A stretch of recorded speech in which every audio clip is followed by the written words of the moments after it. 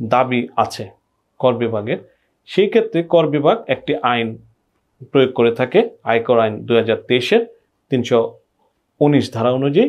সেটা হলো ক্রোক প্রতিরোধের উদ্দেশ্যে সম্পদ হস্তান্তর করা যাবে না, এই মর্মে একটা নোটিশ প্রদান করে থাকেন।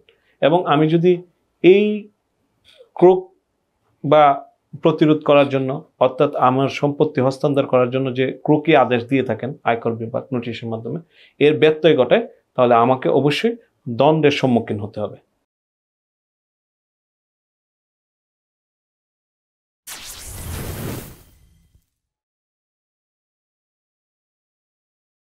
বিসমিল্লাহির রহমানির রহিম। সম্মানিত সুনাগরিক করদাতাবৃন্দ, আসসালামু আলাইকুম। আমরা যারা নিয়মিত করদাতা আছি এবং নানাবিধ পেশা এবং ব্যবসার সঙ্গে জড়িত আছি, তারা আয়কর বিভাগ কর্তৃক প্রায়শই বিভিন্ন বিষয় এর সম্মুখীন হই। কখনো আমাকে আয়কর বিভাগ নোটিশ করে থাকে যে আমার আয় ব্যয়ের হিসাব সঠিকভাবে দিয়েছি কিনা তা যাচাই করার জন্য।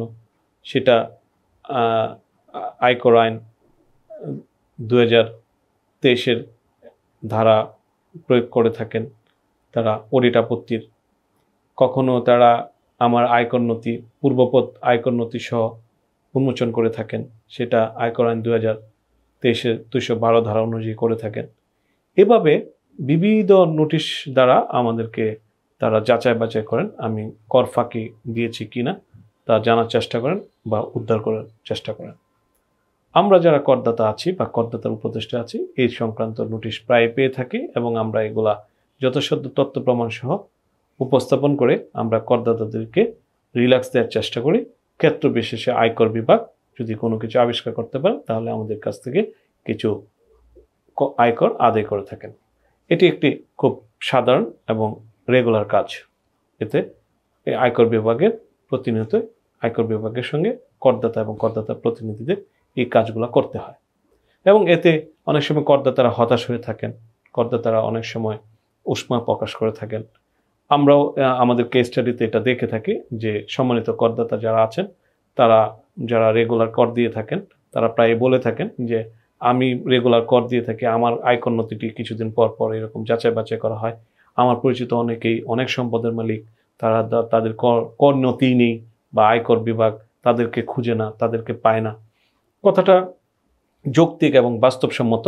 এখানে আয়কর বিভাগের অবশ্যই ব্যর্থতা এবং দায় স্বীকার করতে হবে। আমি একজন নাগরিক হিসাবে বলছি, এখানে আমি করদাতা বা কর উপদেষ্টা হিসাবে বলছি না। সেক্ষেত্রে আসার কথা হলো যে কর বিভাগ এই বিষয়ে উদ্যোগী হয়েছে। সামনে হয়তোবা তাদের এই উদ্যোগের সুফল সরকার, রাষ্ট্র, জাতি, ব্যক্তি, সকল সমাজ সবাই আমরা পাব।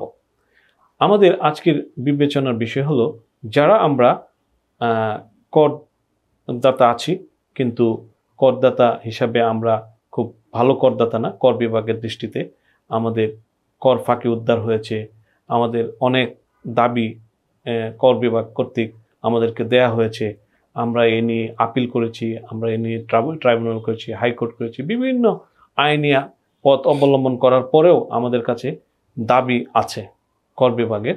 সেই ক্ষেত্রে কর বিভাগ একটি আইন প্রয়োগ করে থাকে, আয়কর আইন 2023-এর 319 ধারা অনুযায়ী। সেটা হলো ক্রোক প্রতিরোধের উদ্দেশ্যে সম্পদ হস্তান্তর করা যাবে না, এই মর্মে একটা নোটিশ প্রদান করে থাকেন। এবং আমি যদি এই ক্রোক বা প্রতিরোধ করার জন্য, অর্থাৎ আমার সম্পত্তি হস্তান্তর করার জন্য যে ক্রোকি আদেশ দিয়ে থাকেন আয়কর বিভাগ নোটিশের মাধ্যমে, এর ব্যত্যয় ঘটায়, তাহলে আমাকে অবশ্যই দণ্ডের সম্মুখীন হতে হবে।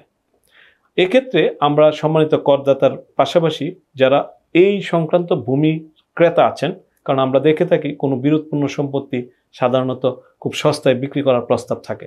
যারা একটি বিখ্যাত আইনি বক্তব্য আছেন লিজ পেন্ডেন্স নীতি, ক্রেতা সাবধান নীতি, আপনারা যারা ক্রেতা হিসাবে কাজ করবেন তারা অবশ্যই দেখে নেবেন যে আয়কর বিভাগ কর্তৃক ক্রোক করা আছে কিনা, দুদক কর্তৃক ক্রোক করা বা বাজেয়াপ্ত করা আছে কিনা, বা আদালতের অন্য কোনো আদেশে ক্রোক করা আছে কিনা বা নিলাম করা আছে না। এইসব সম্পত্তি ক্রয়ের ক্ষেত্রে আমরা ক্রেতারা, অর্থাৎ সম্মানিত করদাতা ক্রেতারা সাবধান থাকব।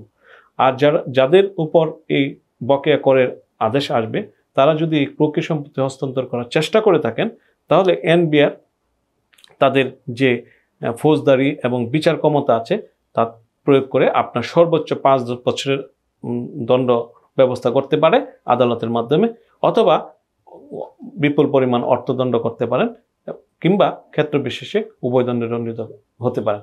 তাই আমি বলবো, যারা আমরা সম্মানিত করদাতা আছি এবং কর উপদেষ্টা আছি, আমরা চেষ্টা করব আয়কর বিভাগের সঙ্গে সবসময় একটি সুসম্পর্ক রেখে সমঝোতার ভিত্তিতে আমাদের কর দায় এবং কর মামলাগুলো নিষ্পত্তি করব, এবং প্রয়োজনে আইনের সর্বোচ্চ ব্যবহার বা উচ্চ আদালতের সাহায্য নিয়ে আমরা কিভাবে এই জটিলতা থেকে, অর্থাৎ এরকম খেলাফি করদাতা বা বকেয়া করদাতা অথবা আমার সম্পদের উপর ক্রুক আদেশ আসবে, এর থেকে নিরাপদ এবং রিল্যাক্স থাকতে পারে, সেই চেষ্টা আমরা সর্বসময় করে থাকব। ধন্যবাদ। আজকে এই পর্যন্তই। সবাই ভালো থাকবেন। আশা রাখি আমার এই বক্তব্যের মাধ্যমে কিছু হলো উপকার আপনারা পাবেন।